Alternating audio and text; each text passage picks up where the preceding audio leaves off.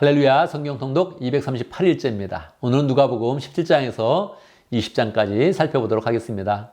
누가복음 9장에서 예수님께서 예루살렘의 목표를 정해놓고 사역의 발걸음을 한 걸음 한 걸음 옮기시고 있었지요.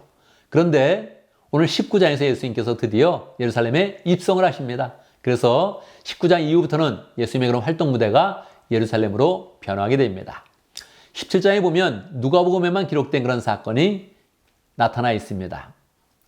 11절에 보면 예수님께서 예루살렘으로 나가시다가 나병 환자를 만나게 됩니다. 10명의 나병 환자를 만났는데 그들이 예수님께 병을 고쳐달라고 그렇게 간구를 합니다.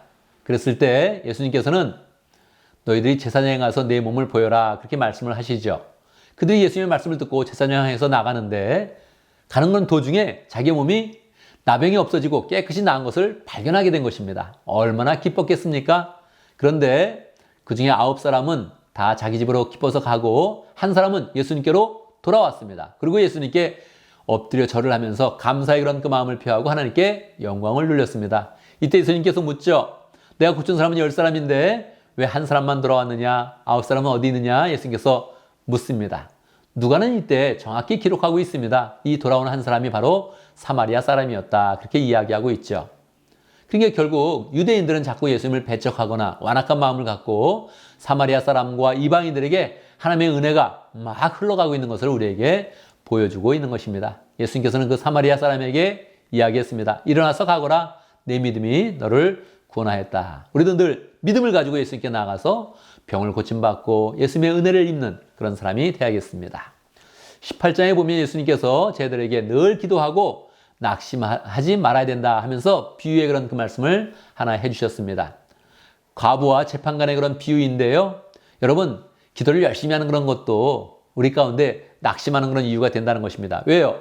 기도를 했는데 한 번에 들어지지 않는다는 것이죠. 그때 예수님은 낙심하지 말고 꾸준히 기도하면 들어진다 하면서 비유의 그런 그 말씀을 해주셨습니다.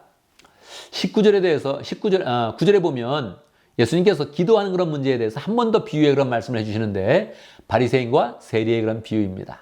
그런데 바리새인은 감사의 기도를 드렸고 세리는 회개의 기도를 드렸습니다. 그래서 이 세리가 분명히 사람들에게 눈총을 받고 손가락질을 받는 그런 사람이었는데 이 사람이 도리어 의롭다함을 받았다 그렇게 이야기해 줍니다. 왜 그랬을까요? 바리새인은 다른 사람과 비교하면서 감사하고 자기의 의의를 드러냈고 세리는 하나님 앞에서 자기를 비추어서 회개하면서 하나님의 은혜를 입게 된 것이다. 그렇게 이야기해 주고 있습니다. 31절 이후에는 예수님께서 세 번째로 순환에 대해서, 고난에 대해서 이미 예언을 해주시고 부활에 대해서도 말씀해 주시는 그런 내용이 나오고 또 소경을 고쳐주는 그런 내용. 마가복음에서 이 사람이 바디메오였다. 그렇게 이야기를 하죠. 소경을 고쳐주시는 그런 그 내용이 나와 있는데 이것은 마태복음과 마가복음에 다 기록되어져 있는 그런 내용입니다. 19장으로 가면 예수님께서 이제 여리고로 지나가시는데 여리고는 예루살렘에 들어가는 그런 관문입니다. 정말 예수님의 그런 발걸음이 예루살렘에 임박했구나 하는 것을 알 수 있죠. 그런데 그 여리고에서 삭개오라는 그런 사람이 세리장으로 있었습니다. 높은 위치에 있었는데 키가 작았고 세금을 걷는 일을 하니까 식민지 사회에서 아주 손가락질을 받는 그런 사람이었죠. 이 사람이 극적으로 예수님을 만나면서 하나님의 그런 구원이 그 집에 임한 것을 선언받게 됩니다.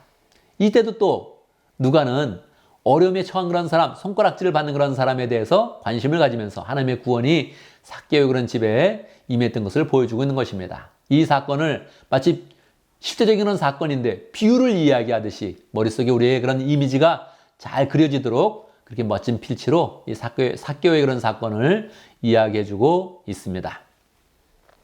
11절에 보면 열무나 비유를 얘기해 주는데 열무나 비유는 마태복음 25장에 나온 달란트 비유와 비슷합니다. 그런데 시기적으로 살펴보면 열무나 비유는 예루살렘에 들어가기 바로 직전이고 그리고 달란트 비유는 예루살렘에 들어가서 하신 그런 말씀이니까 예수님께서 2번 말씀해 주셨구나 하는 것을 생각하면서 이 말씀을 보면 되겠습니다. 28절에 보면 드디어 예수님께서 예루살렘에 입성을 합니다. 그때 막 사람들이 호산나 찬송을 부르죠. 하늘에는 영광 하면서 막 찬송을 부르고 호산나 찬송을 부를 때 바리새인들이 시기를 해서 예수님께 묻습니다. 예수님, 이건 메시아 찬양이고 하나님의 아들에 대한 찬양인데 이런 찬송을 금해 주십시오. 그렇게 이야기했더니 예수님께서 아주 호통을 치면서 말씀합니다. 이 사람들이 잠잠한다면 아마 돌들이 소리를 지를 것이다. 그렇게 하면서 예수님께서 그 찬양을 다 받으시죠. 그러면서 예루살렘에 입성하십니다. 그런데 누가의 안목은 정말 독특하죠. 예수님께서 기쁨으로 찬양을 받으면서 지금 예루살렘에 입성하고 있는데 41절을 읽어보겠습니다. 예수께서 예루살렘에 가까이 오셔서 그 도성을 보시고 우셨다. 여러분, 예수님은 우시는 그런 내용이 두 번 나옵니다. 요한복음에서 나사로의 무덤 앞에서 한번 우시고요. 지금 예루살렘을 보시면서 우셨습니다. 왜 그렇습니까? 그들이 예수님을 배척하고 불신하고 예수님을 십자가에 못 박은 후에 그런 모든 그런 죄값을 받아서 로마군에게 멸망을 받게 되는 것입니다. 하나님의 심판을 받게 되는 것이죠. 그것을 보시면서 예수님께서 안타깝게 여기셨습니다. 우리는 늘 예수님의 마음을 받아서 축복으로 나가는 그런 사람이 되어야겠습니다. 이 십자가의 내용은 예수님께서 예루살렘에 올라가셔서 이제 많은 말씀으로 가르쳐 주시지요. 예루살렘에는 바리새인들이 있고 율법학자들이 있었고 또 사두개인과 제사장들이 있었기 때문에 이제 그들이 그 권세를 붙잡고 있으려고 예수님을 막 대적을 합니다. 여러 가지 시험도 하고 막 논쟁도 하기도 하죠. 그때마다 예수님은 하나님의 지혜로 완전하게 그들이 묻는 그런 질문에 대해서 진리로서 선포해주고 있습니다. 먼저 포도원과 소작인의 비유를 통해서 그들이 얼마나 완악한지를 가르쳐 주시고 또 그들에게 이야기를 합니다. 건축자의 버린 돌이 그렇게 모퉁이들이 되었다, 머릿돌이 되었다는 것을 너희들이 어떻게 생각하느냐 하면서 그들이 예수님을 지금 버리고 있지만 예수님은 정말 성전의 모퉁이가 되고 하나님 나라에 그런 머릿돌이 되어서 굳건하게 세우는 그런 메시아다라는 것을 명확히 말해주고 있습니다. 그리고 그들이 세금에 대해서 묻고 부활에 대해서 묻고 여러 가지 물을 때마다 정말로 예수님은 진리로서 그들은 정말 질문하면 예수님이 답변도 못할 것이라고 생각했는데 진리로서 명확하게 하나님의 그런 뜻을 알려주고 있습니다. 이 모든 그런 내용들은 마태복음과 마가복음에 나와 있는 그런 그 내용들이죠. 우리는 계속 예수님의 그런 그 말씀을 진리로서 잘 받아서 예수님께 잘 순종하고 축복받는 그런 삶을 살아야겠다. 이렇게 마음 먹으면서 성경을 보면 좋겠습니다. 감사합니다.